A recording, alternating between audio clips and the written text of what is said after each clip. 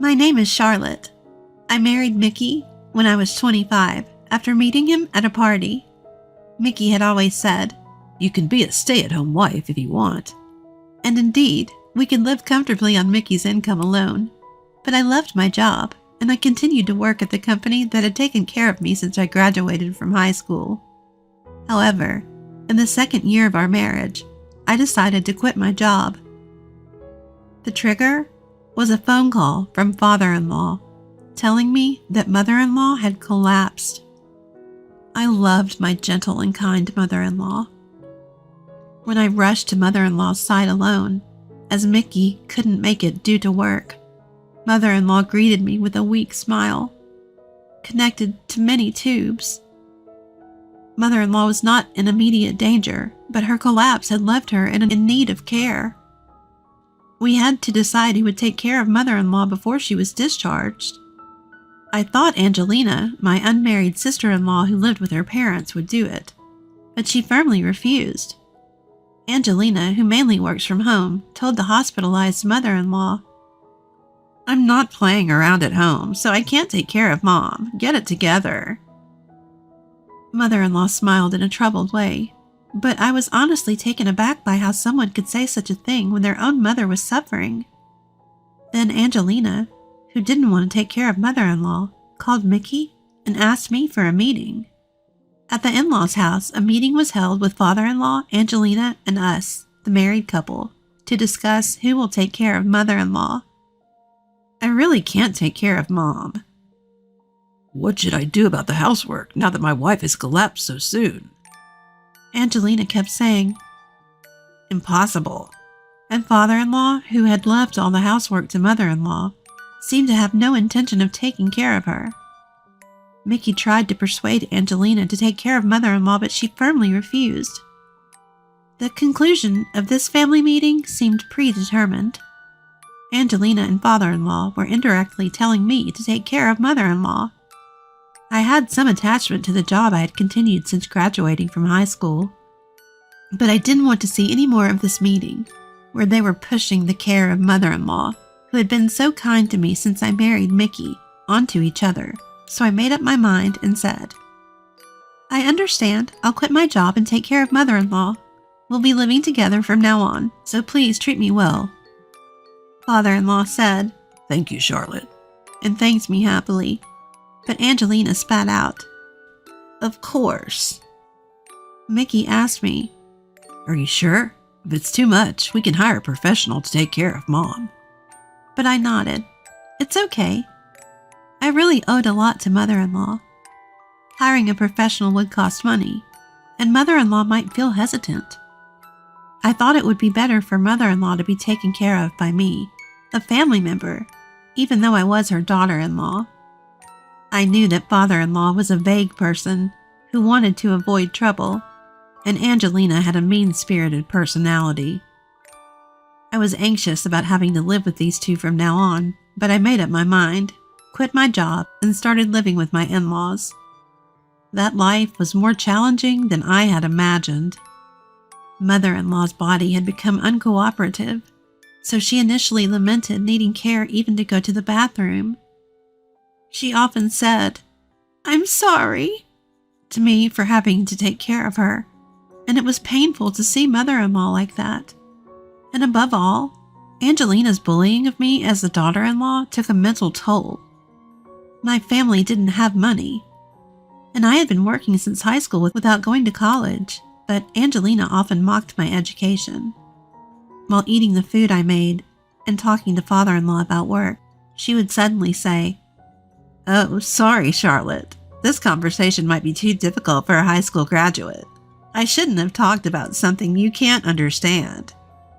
Or she would come to me, who was caring for mother-in-law, and deliberately say, "You're just a lowly high school graduate daughter-in-law, so you have to at least take care of Mom." Mother-in-law, with her body that couldn't move freely, would scold Angelina, saying, "Don't say such things to Charlotte." Angelina seemed to hate being scolded by mother-in-law. So after being sternly told by mother-in-law, she began to badmouth me when mother-in-law wasn't around. "I have a respectable job at home," So it's only natural for a lowly high school graduate like Charlotte to do the housework. So sometimes make food that tastes good. It's always so bad. When Angelina, who did no housework, said this to me while I was cooking, I even thought about not serving her meal, but I held back. When she found an unclean spot, she would say loudly, "Wow, a trashy daughter-in-law. Can't tell the difference between trash. There's so much garbage piled up." But I held back then, too.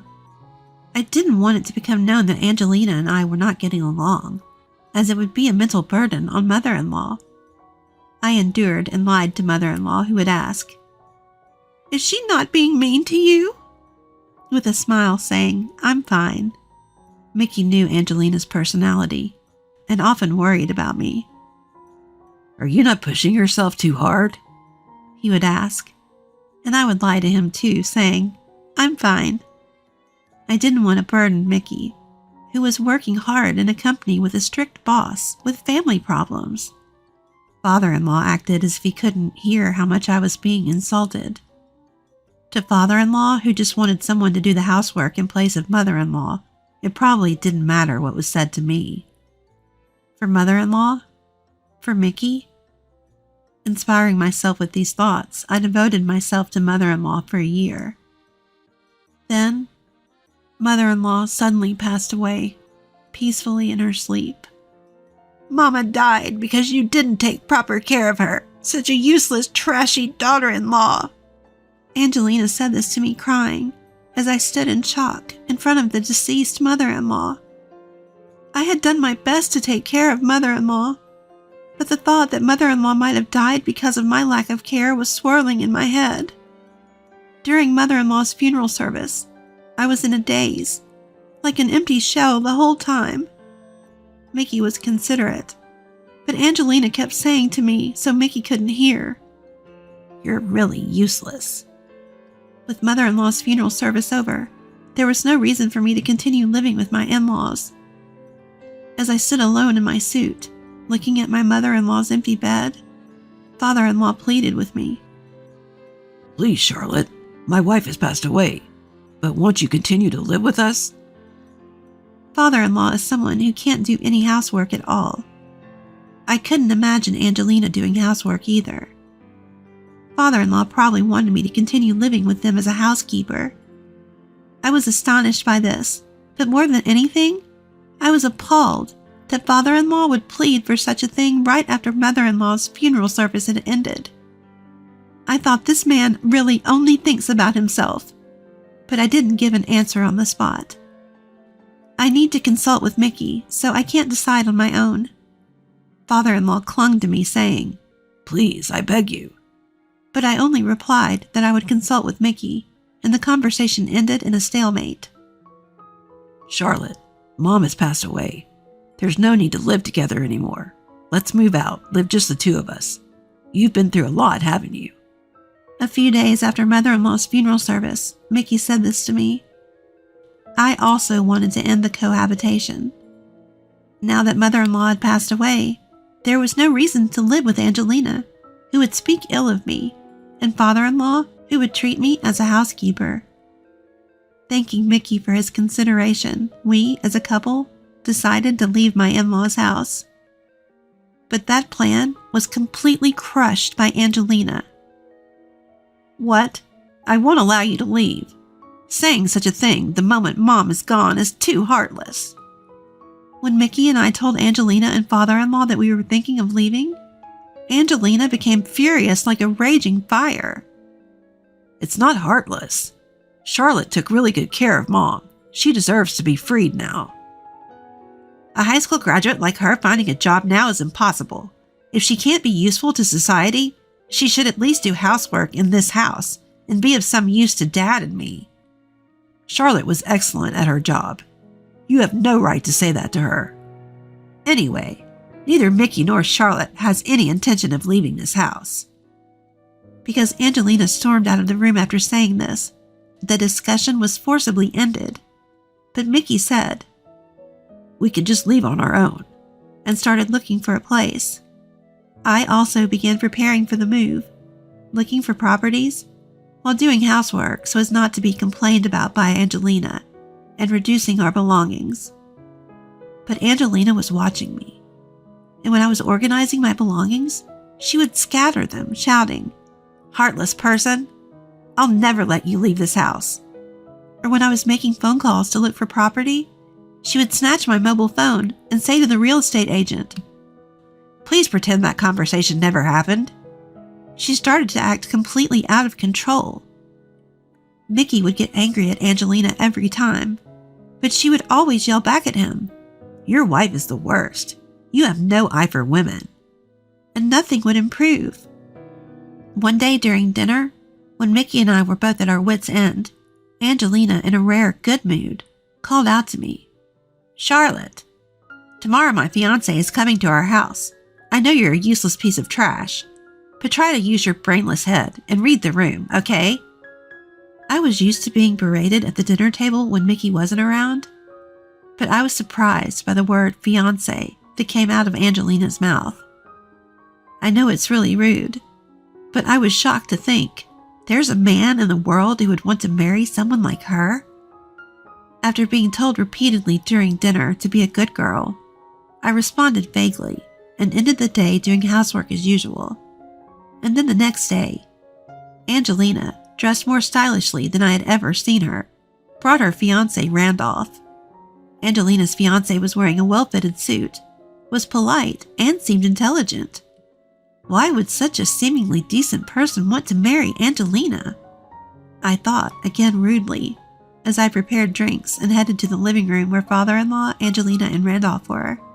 Then I heard Angelina's cajoling voice coming from the living room.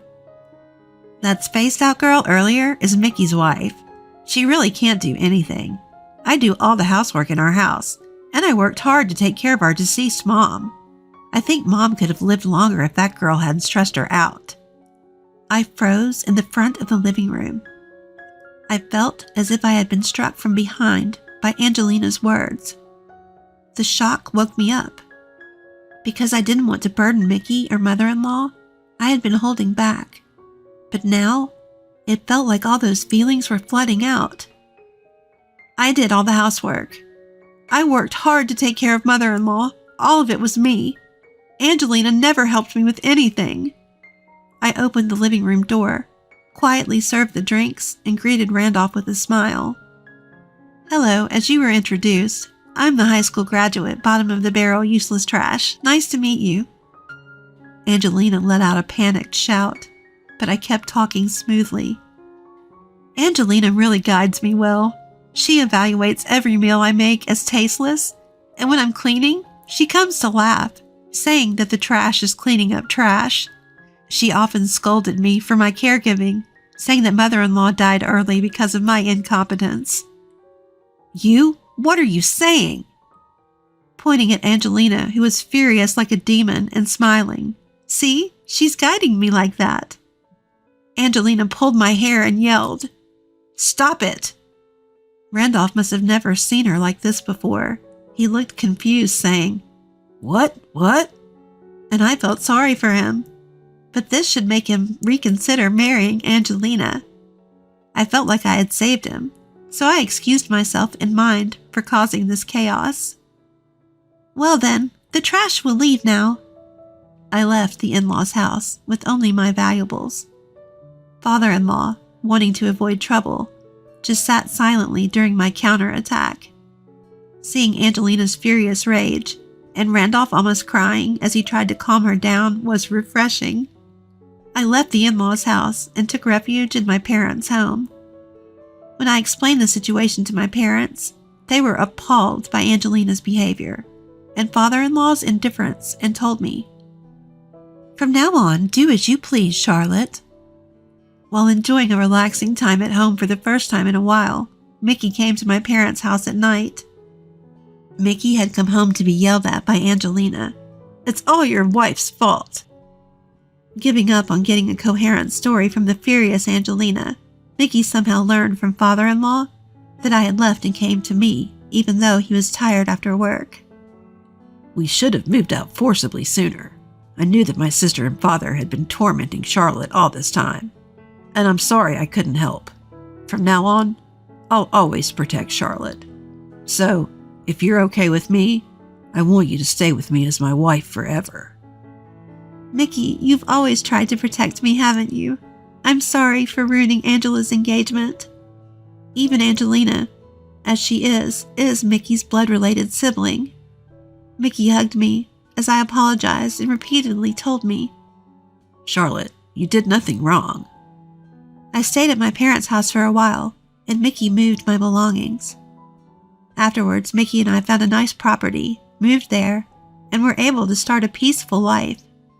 We received calls from Angelina and father-in-law every day, but we blocked them. According to Mickey, Angelina's engagement was called off. Randolph was taken aback by the overly excited Angelina and said, "I need to think about marriage," and then became unreachable. Angelina was crying and yelling at Mickey. "It's your wife's fault." But Mickey calmly replied, "Charlotte just told the truth." Father-in-law seemed desperate after losing his housekeeper, his daughter-in-law. He asked Mickey, "Can you bring Charlotte back?" But Mickey said, "I'm cutting ties with this house," and left the in-laws' house. As for me, I found out I was pregnant a few months after leaving the in-laws' house. When I told Mickey, he was thrilled, and he changed jobs from the strict company where he was working, saying, "I can't raise our child together with my current job." Mickey decided to change jobs. I believe he's trying to keep the promise he made when he came to pick me up at my parents' house, that he would protect Charlotte. Since we've cut off contact with the in-laws, we haven't reported that we're having a child. I think there's no need to report it, as I'm sure that even if Angelina and father-in-law knew I was having a child, their attitudes wouldn't change. Now that my belly has grown, Mickey and I are looking forward to the birth of our child and living happily day by day.